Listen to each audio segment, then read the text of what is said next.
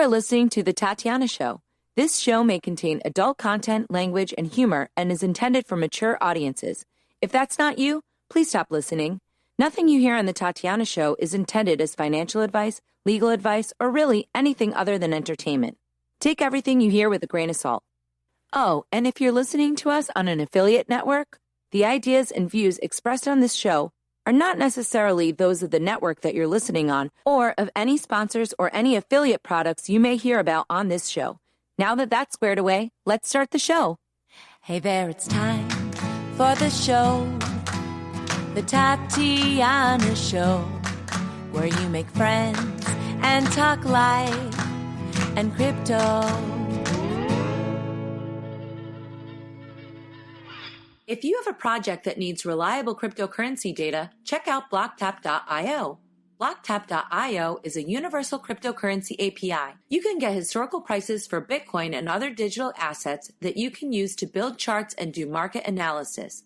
Blockchain data is also indexed so you can get transaction statistics, address balances, and more for Bitcoin and other networks. Blocktap.io is free for personal use, and you don't even need to create an account to access the API. To get started, try some of the example queries on the homepage at blocktap.io. Hello, everybody, and welcome to The Tatiana Show. We have a special episode for you today brought to you by Vaultoro and also by Salt Lending. And we're going to be talking with our friends over at PorcFest. Patrick's going to give us a quick update because it's next week. And we're also going to be talking to Ford Fisher, who is the co-founder and editor-in-chief of News to Share, an outlet that uses raw video and live stream to report on activism and extremism. So we're going to be talking about deplatforming, his work traveling all around the world, reporting on all the different stuff that isn't getting reported on the mainstream media. But before we get started, I wanted to say, hey, Josh, welcome to the show. It's just wonderful to be on here again with you, Tatiana. I have to sing it. That's how joyful this show makes me. I don't think I'm ready to sing today. I'm a little bit tired from the weekend. It was an intense week, I feel like. Oh, man, I had such a great week last week. I mean, apart from being sick for the last 3 days or 4 days. But before that, we had the Lightning Network Hack Day in Munich. I went down there. We sponsored and live streamed the whole thing. So if anybody wants to check out all the amazing work that independent hackers are doing, building on this technology, go and check it out at fullmode.lightning. I don't know, just look up Lightning Network Hack Day Munich and you'll see it. And it was so fun. It was really, really good. One of the best conferences, crypto conferences, just because there's no bankers. Really, really awesome. And that's what I miss about, the old school crypto conferences were really, really like this. You get all the great philosophical conversations, great maths conversations, really intelligent people, all just building cool stuff. And that was really fun. So I missed that. So it was great. It was kind of a throwback to the old days. Cool. So what's going on with Vaultoro right now? I mean, you guys have been preparing for V-Gold too. I have V-Gold. I have a question about that. I don't remember what it is, but I'm going to have to fork it over to you next time. I've been thinking about stable coins. But what's the latest over at Vaultoro? Oh, well, we've been building Vaultoro 2.0, as for all our listeners that don't know. We've been around since, we started building in 2014, launched in 2015 for people to trade between Bitcoin and physical allocated gold as a stable coin without a coin. You could just swap into it, and it's always been fully insured, fully audited, held in one of the largest and most secure vaulting facilities in the European sector, which is in the European Economic Zone in Switzerland. And so that's when you look at something like Tether, it's not insured, not audited, or anything like that. So it's a really nice way to hold your value when Bitcoin goes up. And so, Vaultoro 2, though, we're going to add some more coins because for the last 5 years, it's just been Bitcoin and gold pair and people trading in and out of those two. But Vaultoro 2 is beautiful new interface. I'm really looking forward to launching that. Yeah, so are we. We're happy to have the support of Vaultoro on the Tatiana Show. Before we get started, though, I wanted to make sure that we gave a thank you to our other sponsor, Salt Lending. So Salt offers cash loans collateralized by Bitcoin and other cryptocurrencies. Getting a loan through their online platform is easy. There are no income checks, no credit checks, and no origination fees. During the life of the loan, Your crypto assets are locked in deep cold storage and protected by a robust multi-signature process. Wow, that dog wants to get in on it. Yeah. Your assets are 100% insured. You can pay back as much as you want, whenever you want, and wrap up your loan at any time. There are no prepayment penalties, and once your loan has been paid back, your assets are returned to you in full. Visit saltlending.com to sign up for an account and start exploring your options today. saltlending.com. So thank you for them for sponsoring us. Also, our friends over at blocktap.io and Vaultoro. So we've got a lot of love at the Tatiana Show, but let's get started. So before we bring on Ford, I wanted to make sure that we had Patrick on because this year I can't make it out to PorcFest, but it's my favorite conference of the year, or definitely in the top 5 for sure. And it's all the way up in New Hampshire, so it's a little bit far away, but it's been around forever. And yeah, Patrick, thanks so much for joining the show. Hey, Tatiana, I appreciate it very much that you're having me on to talk about PorcFest. Really excited about this event. I know you've been there before, Tatiana, and this will be my 3rd PorcFest. I think you've been to more PorcFests than I have, but yeah, it's coming up on, it starts on June 18th and goes all the way to the 23rd. So coming up here shortly, and a lot of awesome speakers that I'm really excited about, including Dave Smith, who does libertarian stand-up comedy. So I'm really looking forward to seeing his act, and Maj Toure, the founder of Black Guns Matter. Of course, David Friedman, he was there last year. He's coming back. Milton Friedman's son, an economist. You know, we have Jeffrey Tucker, Lynn Ulbricht, lots of amazing speakers. We have a panel that I'm really looking forward to listening to on Thursday, which is specifically about a topic that you're going to be talking about today, which is about deplatforming and tech censorship. So I think that's a very timely panel. Naomi Brockwell is going to be on that panel as well. And Tone Vase is going to be there. They're going to be discussing the future of Bitcoin and what is unique about Bitcoin when it comes to an asset class. So really looking forward to it. It's always a great blast to go to PorcFest and see the speakers, meet them, hang out with a bunch of libertarians and anarchists. So it's always a fun time. What are the dates of that exactly? Certainly. The event starts on June 18th. So that's next Tuesday. And it goes all the way till Sunday, which is the 23rd. A lot of people come for the whole event. Some people come for certain days, just based on when they're available. But usually the biggest speakers speak on either Friday or Saturday, although this year we have amazing speakers slated for each day. So there really isn't a day that you can miss. So like, for example, Dave Smith, if you're looking forward to seeing him, he's going to be on Wednesday. So he's going to be a little bit earlier in the week. Man, all the cool libertarian and market anarchy conferences are in the US. I wish there was something like PorcFest here in Europe. Maybe there is. Do you know of any? Not off the top of my head, but I'm sure there's a market there for that, because I know that Europeans also, some of them do like liberty. Yeah, no, definitely. Oh yeah, I've always wanted to go to PorcFest. It's every year. It just sounds like so much fun. I always see, you know, the little updates from all of my friends that go, and it really looks like a wholesome, family-filled, fun place. Absolutely. You see a lot of kids running around. There's activities not just for adults, but there's activities for kids, activities for teens. We have movie nights, we have parties. I think there's going to be a water slide there this year, which is something that I haven't seen before. So I'm looking forward to trying out the water slide. And also, it's very dog friendly. As you heard my dog, which I apologize to, who just started barking because somebody was at my door right when you were speaking, Tatiana. But I always bring my dog. It's a very dog friendly event. Yeah, Chris Pacia from OB is holding a dog meetup every single year, and he's also one of the speakers. Well, that sounds awesome. I'm really sorry I can't make it. Maybe something will happen last minute and I'll get lucky. But otherwise, everybody go check out PorcFest next week. Thank you, Patrick, for coming down. We really appreciate you coming on the show and telling people about it, and hopefully people can make it out there.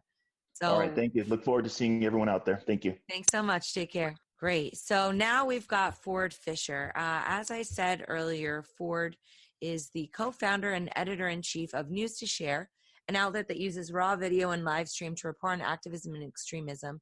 His work has been used in dozens of documentaries, films, and news programs. Projects featuring his work have won an Oscar, an Emmy, and more. And he's recently been deplatformed. We keep hearing all about this. And I was really surprised to hear it because Ford is a relatively neutral reporter. But for people who aren't familiar with him, welcome to the show, Ford. Thanks so much for joining us today. Yeah, thank you for having me. And the thing that I guess I'd sort of clarify to people is I have this distinction that I like to point out between objectivity and neutrality, right? So a lot of people look for kind of fair and balanced news in some way or another. And, the CNN solution, right, is they take some subject, they throw Don Lemon or Anderson Cooper or whatever between two talking heads. On one side, you have Rick Santorum representing the conservative viewpoint. And on the other side, you have some old Hillary Clinton advisor. And, well, we've got someone on the left and we've got someone on the right. So if we have the two of them argue with each other, then what you're left with is objective news, right? It's neutral, because everybody knows that when you give somebody one opinion, then it's, then it's bad. But if you give them two, well, now we've got the whole picture. So I disagree. And the presentation that I take to my work is that rather than seeking neutrality, which is sort of a claim of the equivalence of different positions, I try to actually just cover all positions in a raw format where I'm not attempting to claim the equality of different positions.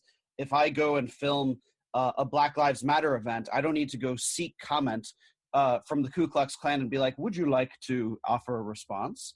Right? What I do is I go out to a situation and I just show the totality of it. If there are multiple sides of the situation, I speak to everybody there, and film everybody to the extent that it's possible. If it's somebody versus the police, then I try to especially make sure that I'm covering how the police and those people are interacting. But mostly I'm covering different types of activism, but I'm doing it in a format where it's just raw video. It's very, very limited commentary.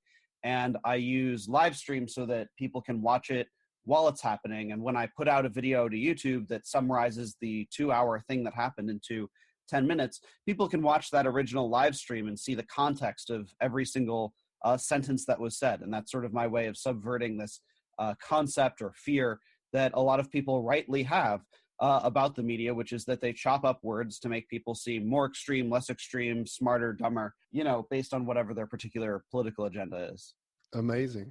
And, the funny thing is nowadays we have so much media and you get these extreme moments and they're interesting. But what's the difference between reporting on something and advertising something? I think that's where this funny line is drawn, right? Advertising some ridiculously radical, maybe negatively radical or positively radical viewpoint might be seen as evil by YouTube and just shut it down. Yeah, so this is the exact issue that YouTube really has to reckon with. They've taken down several channels that deal with admittedly difficult subjects, right? So before getting into what happened to me, for example, there was a history teacher who had this has happened to several of them, but one of the more high-profile cases, which actually it was restored. So YouTube clearly has the technical ability to fix this issue based on public pressure, and they haven't fixed it for me. But for example, there was one history teacher who has a YouTube channel on which they have different just historical archive footage, and some of that includes Hitler footage. Their video was taken of Hitler. We can learn things from it, right?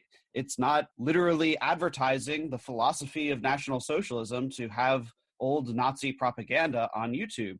It is for the sake of historical understanding. We are able to understand and analyze how did World War II happen? How did the Holocaust happen? Those sorts of issues cannot be understood without having those original documents, as unsavory and as disturbing as perhaps they may be. So a literal history teacher's YouTube was taken down because he had Hitler videos on it, including, amazing, by the way, Triumph of the Will, which to many sort of cinematic experts was considered to be a very ahead of its time cinematic piece of work. It was basically considered Hitler's it was styled as a documentary, but obviously it was a piece of propaganda, but it's considered one of the most kind of prolific pieces of propaganda ever made in history. Again, YouTube took it down. So YouTube claims to not understand or presents itself as not understanding the difference between content that is meant for analysis and understanding of difficult issues and hateful content, and then the hateful content itself. So in my particular case, YouTube demonetized my entire channel 6 minutes after deleting outright deleting, not just saying you have to be 18 plus to watch, not just demonetizing. They outright deleted 2 of my videos, and then 6 minutes later demonetized the whole account. The 2 videos were, the first one was at APAC, which is the American Israel Political Conference. It is, for context, this is the same conference that Ilhan Omar has been called anti-Semitic because she has said, things about it related to its influence over foreign policy. And it tends to be a controversial situation every year in DC. So I've covered counter protests to probably 3 or 4 APACs. In the 6 years that I've lived here in DC. There was a situation where some pro-Palestine protesters marched over to APAC, and then APAC attendees came out and were arguing with the pro-Palestine people, kind of the classic exercise in democracy. My position's correct. No, my position's correct, and yours is wrong. That kind of thing. Then somebody shows up with a different idea. Someone shows up basically denying the Holocaust.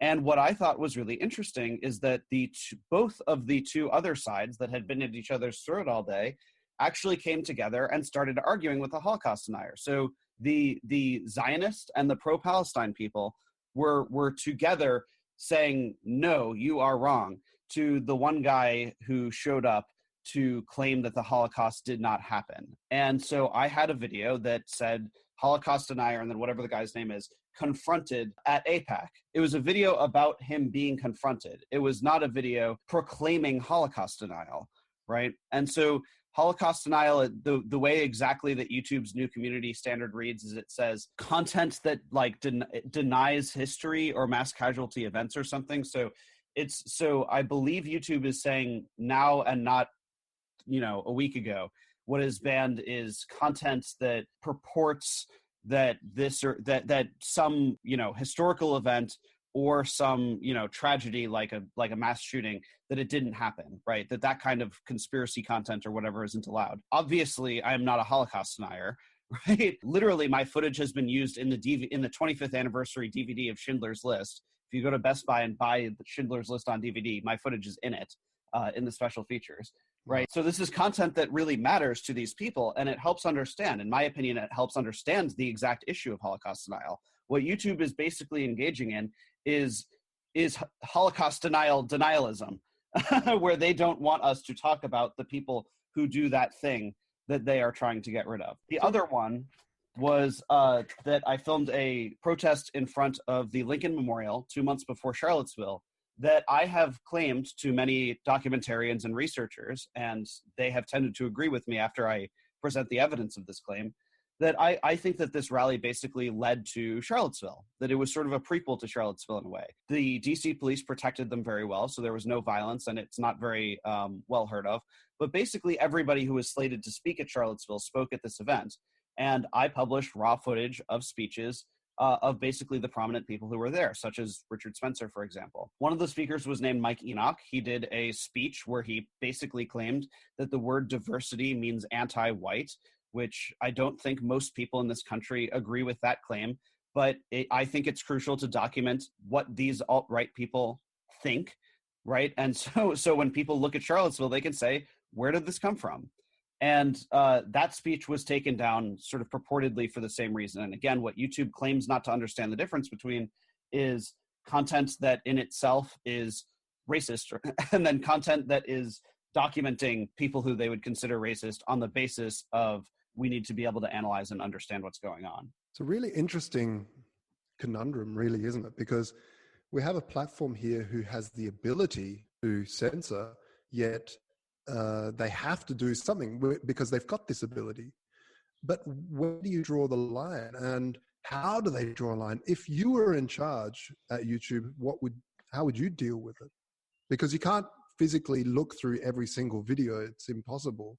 There's just too much content. It is a really, really complicated conundrum. I think that if you asked the most ardent free speech supporter, the simple solution would be that all content that in itself would not violate any laws. So think of YouTube as a public square, right? And then any content that doesn't in and of itself violate laws is allowed to stay. So if the content is something that would be considered a real threat, then you can take it down. And if it's just saying things that are mean, but that you essentially could go into public and yell and no one would arrest you for yelling it, then that it would have to stay. So that's sort of one point of view. The spectrum of points of view goes all the way to, well, YouTube is a private company. They can take down whatever they want. And the way that Jack Dorsey, actually, of Twitter, who sort of has faced the same issue, has described it is Jack claims that he has sort of this kind of utilitarian view of it, where he often says, well, I'm trying to protect free speech to engage in conversation for the greatest number of people. And so Jack claims that essentially if he allows certain types of speech on Twitter, then other people will feel uncomfortable being on Twitter. And so he actually is trying to get the most speech by taking away the bad seeds that hurt the conversation, which I think is an interesting argument. It is certainly not a argument in the spirit of the First Amendment or free speech, but it is a private company. So he surely has the right to make that kind of utilitarian judgment rather than a kind of deontological one, if we're going to go straight into philosophy, where someone is not basing it on the outcome, but basing it on, this is the way that we think about it.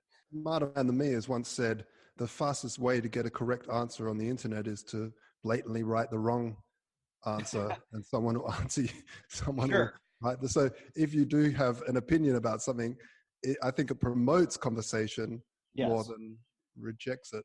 And indeed, that's why I cover these events. If I believed that me covering political activism was going to spread the message of every political activist who I covered and strengthen them effectively, then I wouldn't be out there covering every single side, right? I've shadowed Antifa and filmed them do press conferences. I've shadowed, hardcore neo-Nazi groups and also filmed at their events. I'm trying to document, and I think that serving the truth of the matter, people understand what's going on. I think that that's valuable to all sides, and as opposed to the idea that it would prop up one side or another. If I only would film activism that I think would be propped up, then I'd only film things I agree with. And frankly, I probably disagree with a lot of the people who I cover very strongly.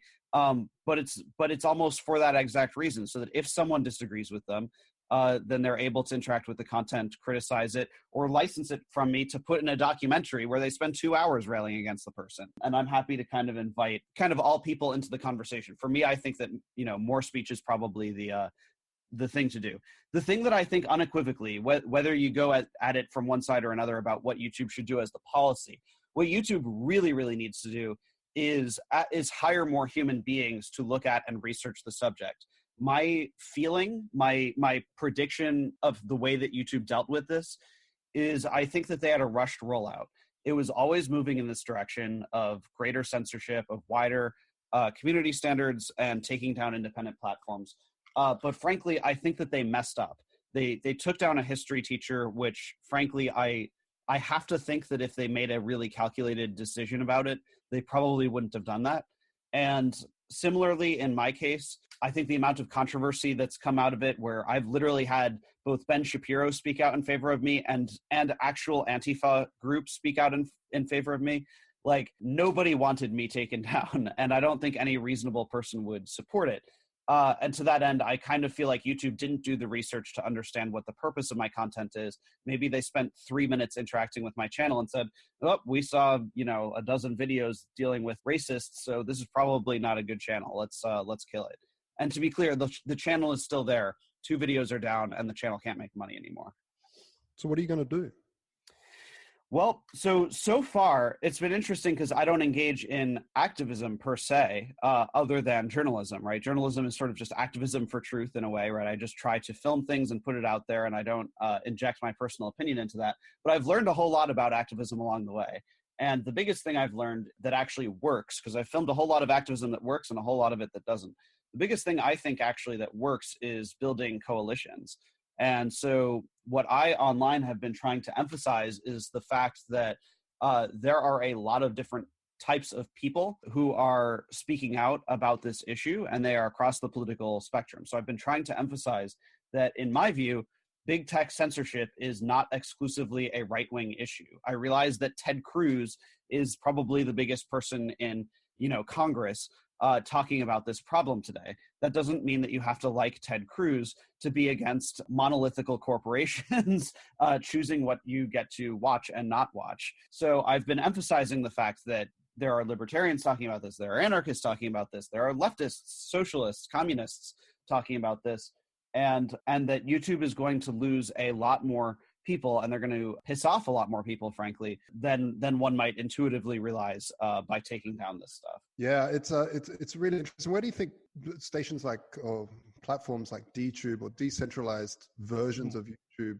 come into play? Because they basically have no ability to censor. What I think the ability comes down to community downvoting certain content. So if someone starts putting up child pornography or something totally obnoxious or evil like that, then it would just be quickly downvoted to never be seen again.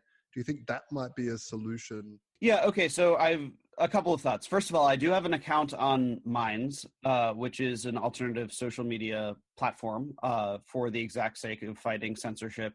And I actually really like what they've done, where they do have community standards that are more or less in line with what I described as kind of the most, in the traditional sense of the word, the most liberal, which is to say that basically only content that they don't like is what would be considered pretty much illegal. So like actual threats of violence. They don't have a policy on hate speech per se, but if somebody says, you know, something specifically threatening violence, then they'll take it down. Or if someone was to post, like you said, obscene content involving children, then they take it down, whatever.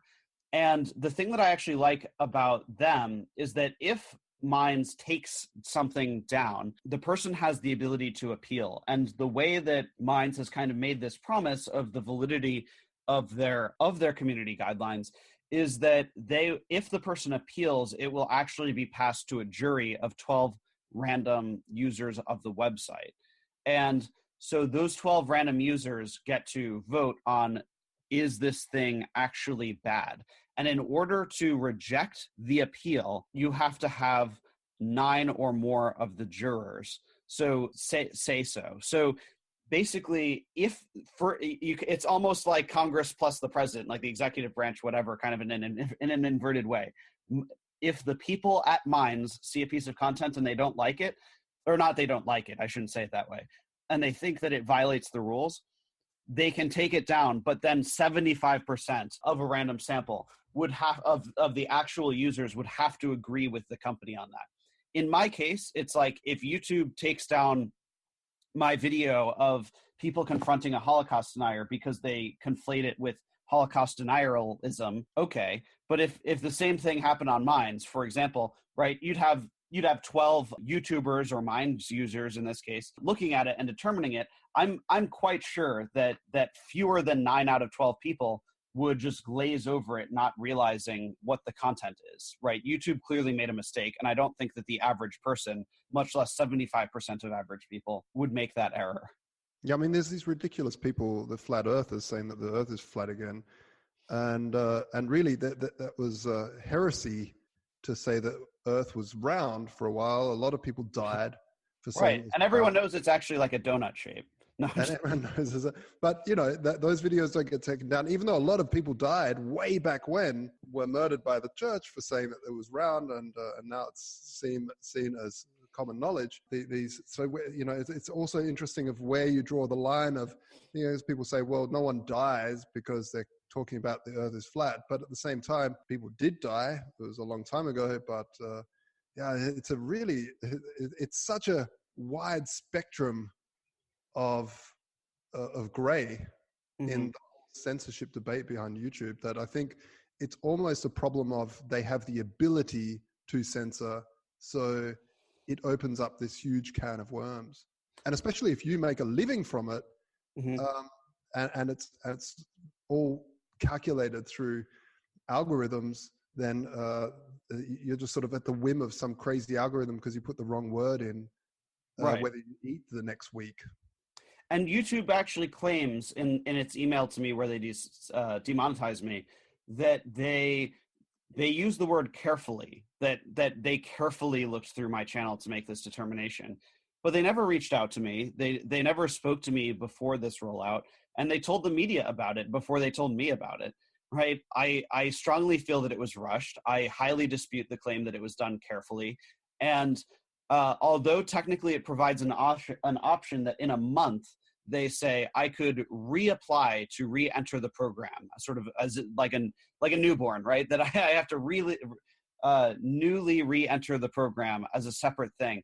But there's no appeal to what they did to me the first time. And they said their hope is that the reason that they write that there's this like month period before you can even ask again is that they want me to go through the channel and remove any other possible offending content. Right. And the problem is I don't know what they would consider that. What I'd really like is for somebody at YouTube to call me and give me an exhaustive list.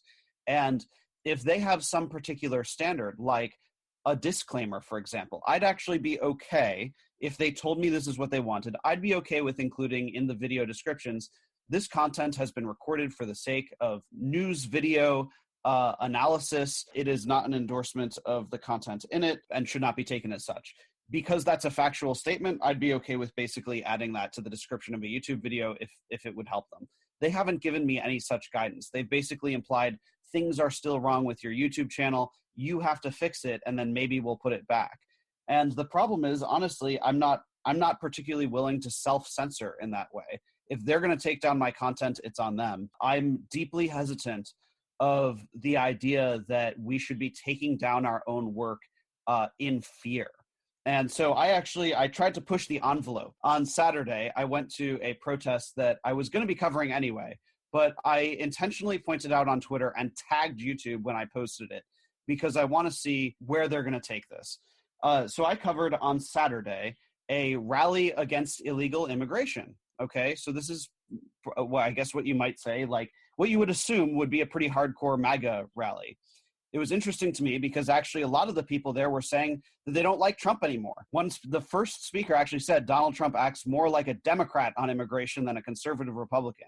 Now that's a hot take. That's a spicy hot take. But as it went on, I thought that it was very fascinating. A Republican elected official spoke, so clearly newsworthy. And that elected official has been on the phone for a half hour with Donald Trump fairly recently. So these are important people to be covering. The organizer of the event, though, referred to Trump as a tyrant because he allowed, quote, the invasion of the border to come.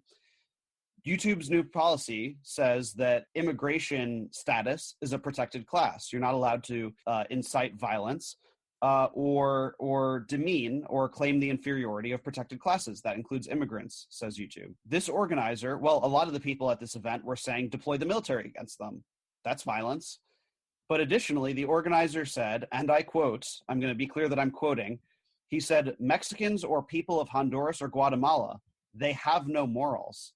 And he said their morals and common decencies are non-existent. That is pretty obviously, in my mind, a statement that if he were to post it, if that guy were to make a YouTube video, he's actually a Hispanic Vietnam War vet, but he was talking about people from south of the border that he has this apparent disdain towards. If that guy was to make a YouTube channel and he made that statement in a video online, it very obviously would be in violation of their community standards. So I'm quite sure that they would take it down, or at least they say they would if they caught it. In my case, I posted the entire 2-hour video of the entire rally that had a couple of prominent figures, including a Republican elected official in that video. And I think that for researchers, for news people, it's a fascinating thing. Somebody said that comment that many people would call hateful or racist or demeaning toward immigrants. And he said that at a place where prominent public figures were, and they are all sort of affiliated, allied with each other. Some people might find that interesting. Will YouTube take it down because of the fact that comment was made in that way, or will they understand the fact that it's in the context of news? We'll see. I tagged YouTube in it. I want YouTube to be aware of the video, so we will see if they get it right, essentially. You know, one of the things that I noticed is that there really isn't any kind of appeal process, which you've sort of been talking about. And that happened not just with YouTube. I mean, with Twitter, I believe Carrie Wedler from Anti-Media was taken down, and then Anti-Media itself was completely taken down. And, you know, I mean, they liquidated millions of fans and stuff like that. People say we shouldn't be using platforms like YouTube and we should go off into the decentralized world. But I don't think that you get that much exposure if you're not on YouTube. I mean, YouTube is where it is. So what do you think is the future of these kinds of platforms? And if there's such censorship and it seems like the noose is being tightened around our necks, will we be able to exit in time? Will people be able to transition to something that is uncensored before things become even more controlled? I personally really like the idea of diversification. So like some people say, oh, you know, YouTube is doing this to Ford. I'm done with YouTube. I'm deleting my account. You will never escape Google, right? As a corporation, right? So YouTube is part of Google. You can search, look at the source code of almost any website you're on and just start to, you know, Command F and type GOOG. Like you will find Google Ads, Google Analytics. You will find Google basically in everything you do. So just trying to leave Facebook and Google and Twitter is not going to work. I like the idea of diversifying. So I've added Minds.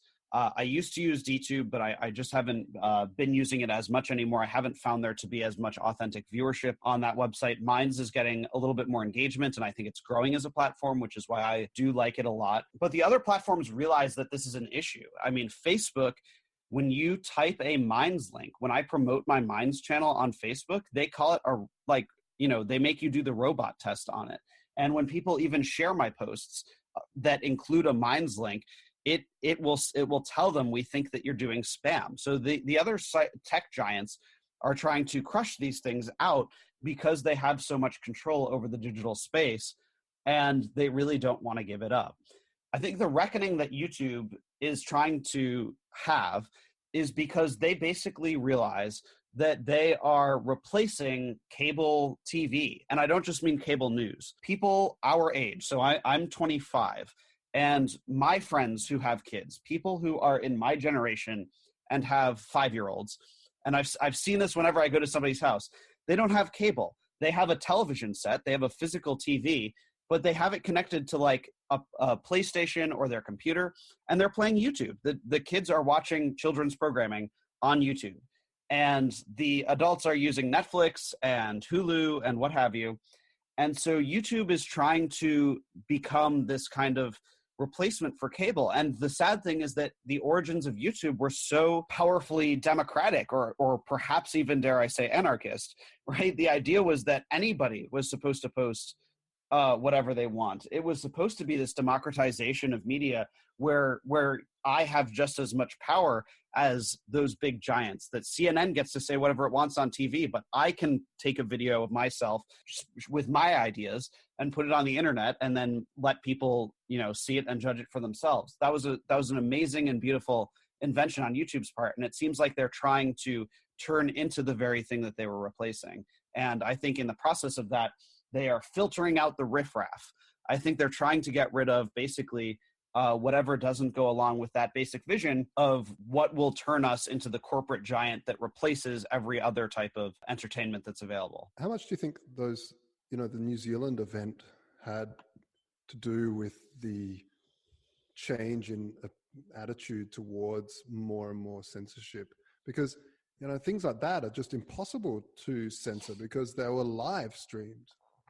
Yeah, New Zealand is really difficult. And I think the interesting thing about New Zealand is that there are disagreements over how that live stream managed to happen for so long. So I have, in the context of for my news reporting, right? So I spoke a couple of times on I-24. I did on-air in-studio appearances.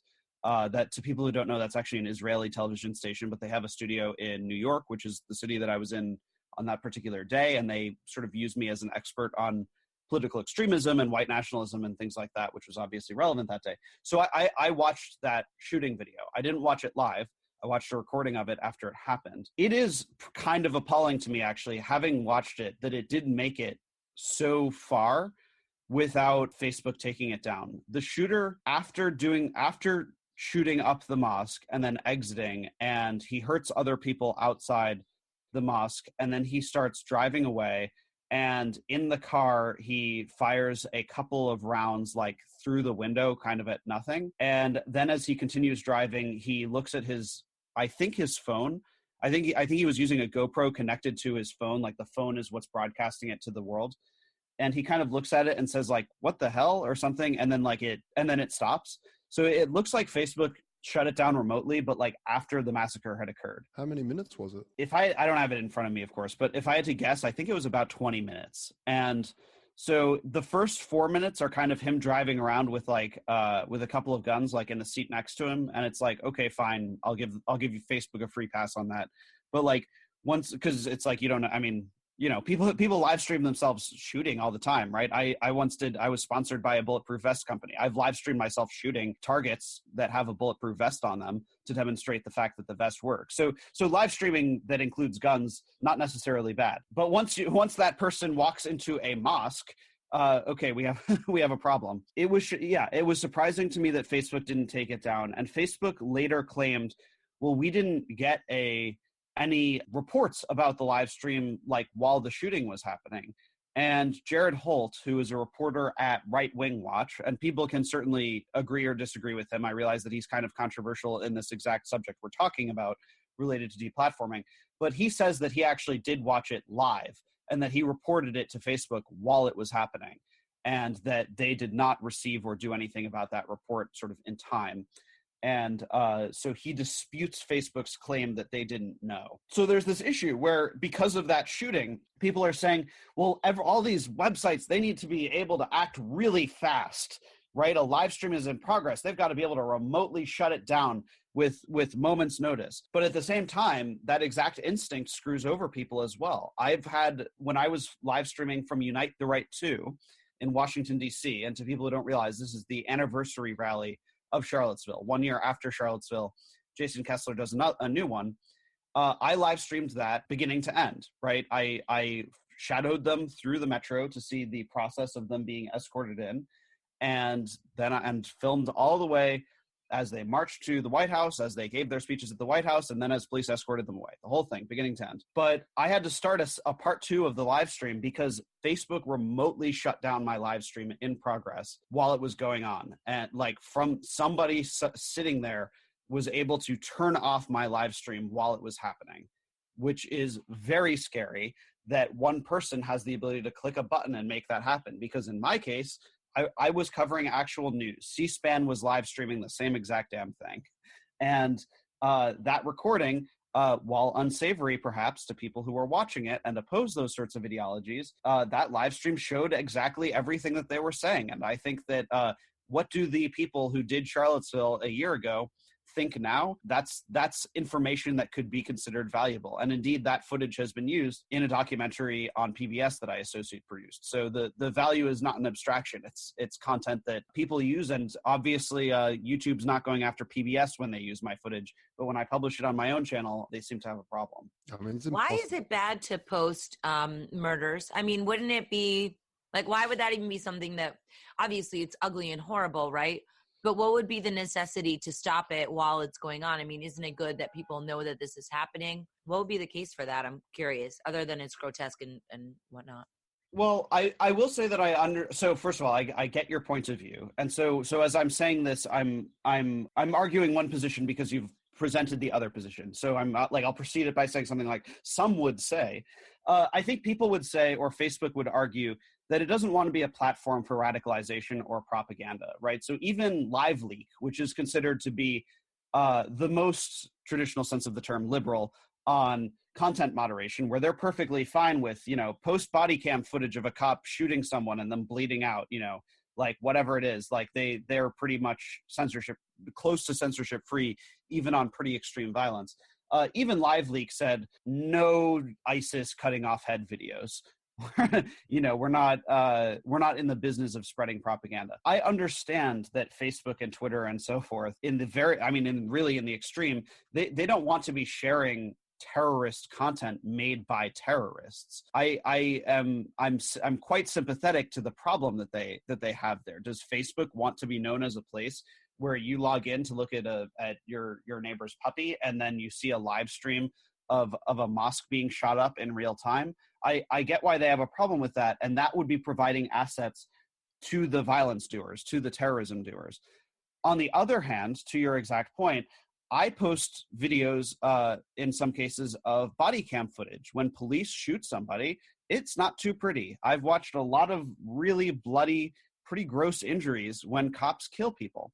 And I actually think that is really important for people to see, both so that they understand this guy was acquitted, right? There was a cop in I think it was Vegas, who shoots a drunk guy 5 times after basically playing a game of Twister with him. He's like yelling, crawl towards me, right? And the guy's drunk and he can't really like respond well, and he's trying to do it, and like at some point he kind of like stutters and like his hand kind of falls behind him. The cop claims he thought he was reaching for his waistband. He wasn't. There was nothing in his waistband. This cop shot him 5 times, and the rifle that he shot him with was the cop's personal rifle, and it had the words "you're fucked" inscribed on it. I think that's valuable video, actually, right? Facebook actually didn't take down that video. I posted that, and they ruled it 18 plus. You've got to click a button that says I'm willing to watch the violent content, and I'm more or less okay with that particular restriction. So I think there is a fine line, and I think it's complicated. I understand why propaganda video, including that kind of violence, the social media sites don't want on it. But that also doesn't mean that you can't rid yourself of all violence. On YouTube, I have my Charlottesville footage, which includes basically footage of a woman being murdered. And that's tragic. Again, it's been used in many documentaries, but I even have the support of that woman's mom. In this YouTube issue, Heather Hare's mother, Susan Bro, wrote that basically she condemned YouTube and said, well, we need reporters to have democracy. And so that endorsement meant a lot to me, that even the person who arguably is the most affected by the things that I have filmed, right, someone who has literally lost their daughter to white nationalist violence, believes that my filming of white nationalists is essential. What are people doing now, like, in order to support you? So I know you do a lot of traveling, and we've got to wrap up because we're coming up on the hour, but I did want to ask you about a couple things. So where are you going to now? I know people are supporting you on Patreon. I want to give them the opportunity. And also, what have you been seeing regarding Chelsea Manning? Because now we're seeing a lot more censorship. It's getting scary. I mean, look at what's happening with Julian Assange. I'd love to get your comments on that. So firstly, on what people can sort of do to support me. Like you said, I do have a Patreon, which is patreon.com/FordFisher. So now that YouTube has demonetized me, I still intend to continue posting to YouTube, so people have that directory of activism. But essentially, I will not be paid a dime by YouTube for it anymore. So that Patreon is basically what I hope to fill it in. So I appreciate people's support on there. The other thing that I would say is my Twitter handle is @FordFisher. Go tag @Team YouTube and tell them to reinstate @FordFisher's monetization. And the specific thing that you should tell them is that my work is valuable audiovisual documentation of newsworthy events for the sake of analysis, for the sake of critical analysis. You can word it however specifically you want, but basically that theme is what you need to tell YouTube for them to understand it, because they claim that they understand that distinction and that creates an exemption, and they obviously failed to enforce that. But reminding them of that would make a difference. Tell YouTube on Twitter, tell YouTube that @FordFisher, his channel, News to Share, is for the sake of news and critical analysis. Okay, on Chelsea Manning. So I've spoken to Chelsea both times now that she was headed into jail because she refuses to testify to a secret grand jury about Julian Assange. Chelsea has done dozens and dozens of hours of interviews, testimony pertaining to her own trial back when she was tried in 2010. And basically they are trying to indict Julian Assange on crimes related to that exact thing. Assange was first charged with basically conspiracy to hack a protected computer.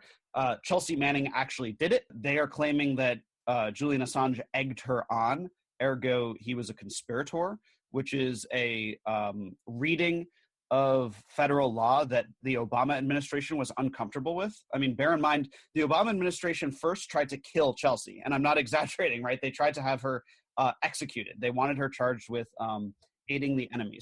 So Obama is not someone who is fond of leakers. He was considered, in fact, one of the least transparent presidents of all time on the subject, the most usages of the Espionage Act in history. And even so, he believed Julian Assange is a journalist, and or at least for the sake of federal law, Julian Assange is a journalist and a publisher, and therefore going after him would have a grave detriment on the First Amendment. Trump, although he said, I like the WikiLeaks, he doesn't feel that way anymore. So the Trump administration is now going after Assange.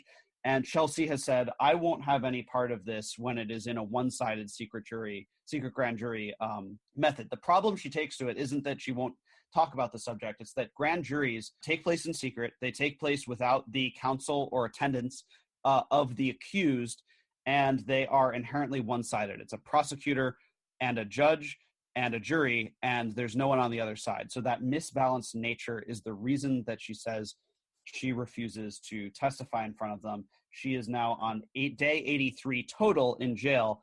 She was let out for 8 days because the grand jury retired and they assembled a new one. Julian currently faces 18 total charges. There was a superseding indictment, but the grand jury that Chelsea is expected to, or they want Chelsea to testify in front of, did not retire, which means that there are more charges. In addition to the 175 years that Julian currently faces, they seem to be trying to get more. And so Chelsea's still in there, and we'll see how long that takes. But I was one of the only first journalists who covered it the first time it happened. I saw that coming. I went to all 3 of her hearings ahead of the first time she went to jail. The second time the media got their act together and showed up, I actually kind of made fun of them when I got there. I was like, where were you guys last time? I don't recognize some of you. But this time it was only one hearing. They basically sent her right back to jail the second time. And, we'll see how long it goes on. It's wild because, we've got these elections coming up, and a lot of people voted for Trump because they thought that he was on the side of the people. Do you think that there's going to be a lot of backlash? Like, what's the vibe on the streets? Mm-hmm. What's the vibe among journalists? This is terrifying what's happening with him. I mean, really, I can't even imagine. The thing with YouTube is already bad enough, but throwing people in jail for that is insanity. Right. And it's not even trying to be hidden anymore. Right. So Donald Trump won essentially because he managed to form a coalition that was wider than John McCain or Mitt Romney, who lost, right? Same rules, same kind of election. Obama won twice, and then Trump won. And so a lot of people attribute that to the base core Trump supporter. But what I have actually seen when I'm out there is there are a lot of different types of Trump supporters, and the stereotype is actually not the rule. And so you have to dig a little bit deeper, and it gets to the question that you were just asking. So the primary Trump base, like the real just hardcore Trump person, probably is not going to change their opinion about Trump. He said it himself. I could stand in the middle of Fifth Avenue and shoot somebody, and I wouldn't lose my support. Okay, fine. But the people who I've seen him disappointing are really the ones who actually were sort of on the fence voters or different types of voters. I've met a lot of people who voted for Obama and then they voted for Trump. And a lot of people don't understand that. But in my mind, it makes quite a lot of sense. Both of them offered a narrative that the United States is currently having a crisis and I alone can fix it. Maybe Obama didn't use those exact words, but the path of kind of populism is visible there. An example I would use also is, for example, Cassandra Fairbanks is a journalist who is very open about her political orientations. She was a hardcore Bernie Sanders supporter. And, I hate to say it if Cassandra's listening, but like ridiculously so. Like she wore these like Bernie Sanders pajamas, then posted photos of herself like that on Twitter, for example. When Bernie was out, she actually flopped over to Trump because she thought that he was kind of, she was into the anti-war. She felt that Bernie was the best peace candidate, and she felt that Trump v. Hillary, that Trump in a landslide, in her opinion, was more anti-war than Bernie. Cassandra has visited Julian many times. For her, it's a primary issue. And for her, WikiLeaks represents transparency toward the state, toward militaries, and that it has even if it's not for the sake of being anti-war, it has an anti-war result. And she has said that she will not support Trump if he basically continues forward, if he trudges forward on the prosecution of Assange. So he is losing some of his more, I guess you could say, politically independent supporters for this. I think the political blowback will mostly be along those margins, right? If you have people who would consider themselves libertarians who supported Trump, if you have people like that, independent kind of lefties who supported Trump, those sorts of odd kind of hybrid voters or crossover voters, I think, are mostly the people who are threatened by Trump doing this. But do you think that the journalists themselves are noticing? I mean, it seems like the mainstream media is just like, oh, Assange, he's bad. Don't they realize that that has a big threat on them all? I mean, there has been some pushback. So it seems like really the people who don't like Assange are like the neocon establishment, right? So if you ask like John Bolton, if you ask, I mean, really like the State Department is now led by Mike Pompeo, who's formerly CIA, right? I don't think that there's a whole lot of compassion from many of Trump's advisors towards Assange, even if Trump himself used to purport to be in favor of what WikiLeaks had to offer. He said, I like the WikiLeaks. I love those WikiLeaks. Like he says these things kind of in these sort of ridiculously simple fashions, but I don't think that most of his administration feels that way. The media have mostly actually, I've been somewhat impressed at the independence of even some reporters on MSNBC.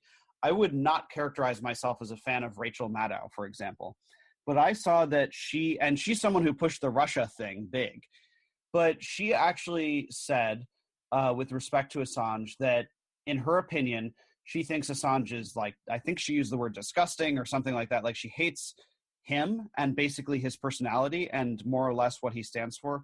But even on top of all of that, she actually said, but this prosecution has implications for all of us, that the way that most censorship, that freedom can be lost is you first do it to the person who is the most detestable, right? A lot of people really, really don't like Assange. And so if they are going to have a test case of using the Espionage Act against publishers, a good first one to do that on from the state's perspective would be somebody who doesn't get as much support from the political left wing that is supposed to care about freedom of the press and so forth. And of course, I don't think that that's exclusively a left-wing issue, but I'm describing, again, in a way the government is doing what I said earlier, which is trying to form a coalition, right? They want to get the person who, the military-industrial complex sure doesn't like Julian Assange. The neocons sure don't like Julian Assange because he sort of exposed war crimes.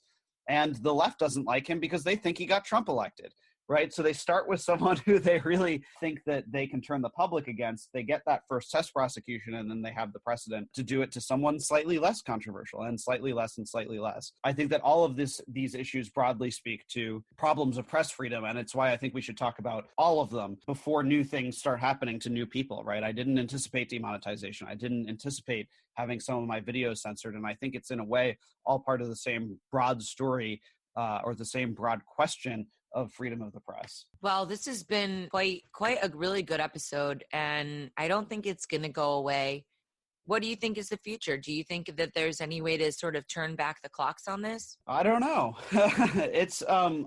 I think that it is really difficult. I think that competing social media platforms like Minds are an interesting solution that makes YouTube have to consider the number of people who are exiting from it, right? So these social media platforms might fix things if they see a mass exodus. But at the end of the day, I think it really comes down to money. And I think the other question that maybe we all have the same opinion on, which, where we all probably on this program have a deep skepticism of involving the state in much of anything. But to the wider public who's interested in this subject, there's a conversation right now about, do you have the government regulate these private companies in order to sort of force them to acknowledge free speech? And that gets into some very complicated problems for libertarians and anarchists about how we should deal with big tech. I tend to be of the opinion that pretty much when you inject government into anything, you screw it up. That being said, I also understand the frustration that causes people to have that conversation. So when you ask about the future of it, I would like to think that that sort of the free market, embarrass YouTube into fixing it, threaten to leave, actually leave, and only come back if they fix it. I'd love to think that those things will work. Some people are going to try to get the state involved. That's another question on its own. Yeah, I mean, I'm a big fan of fixing stuff through technology and not using the state. Trying to find better ways to deal with abhorrent content, whether that's upvoting, downvoting, some of the systems you said before of community arbitration. but having government come in, you just get more corruption, because they want you to see what they want you to see, and that's the problem. And it's always been the problem. It'll never go away. Even if you give the power to some great government who's fantastic in your eyes, it's only a matter of, well, in the United States, 4 years or 8, until someone new comes along and might abuse the powers that's been given. So I think technology is the way to go. Build solutions rather than legislate them. Awesome. Well, thanks so much, Ford, for joining us today. One more time, where can people join you and watch your content and support you? Yeah, so my outlet is called News to Share. It's news, the number 2 share. I do have newstoshare.com, but people mostly interact with me actually through social media. So on Facebook, it's called News to Share. This is spelled the same way. On Twitter, I am at Ford Fisher, FORDFISCHER. On Patreon, patreon.com/Ford Fisher. On Minds, also at Ford Fisher. And then on YouTube, it is called News to Share. So like I said about diversity of mediums, I mean, really the way to make sure that you keep up to date with my content is to follow me on every single thing, if you can possibly do that. And then if they throw me off of one, I'll raise hell about it on all the rest. Well, keep fighting the good fight. I really support you. Everybody, I encourage you to check out Ford and his work. Also, if you're in the East Coast and you want to go and have a lot of fun with a bunch of interesting people, go up to PorcFest. So thanks again for Patrick for coming. Quick thank you to our sponsors, Salt Lending, of course, Voltoro. We've got Josh, our very own Josh, and we've also got blocktap.io. So please go check out those websites. And if you want some content that's a little bit different, go check out proofoflovecast.com. That's my new podcast about crypto and relationships and personal development with Stephanie Murphy and Lauren Kasovitz, or check out old Tatiana Show episodes at thetatianashow.com. Thank you so much for listening today. Thanks everyone for coming on, and we'll see you next time. The Tatiana Show is on Tuesdays. This episode of The Tatiana Show is brought to you by Voltoro. Voltoro is a gold hedging solution for the crypto community. One of the challenges of investing in cryptocurrencies is dealing with volatility. Keeping a diversified portfolio is a key to healthy returns. I keep about 10% of my crypto assets in gold using Voltoro. Voltoro allows me to open a gold wallet in seconds, where I can trade easily with cryptos and gold. What I like about using Voltoro instead of Tether is that the gold in my Voltoro wallet is insured, audited, vaulted in Switzerland, and unlike fiat money, gold has increased in value for the last 20 years. Visit Voltoro.com and start today. That is vault, like a gold vault, and oro, which is Spanish for gold. Voltoro, ole!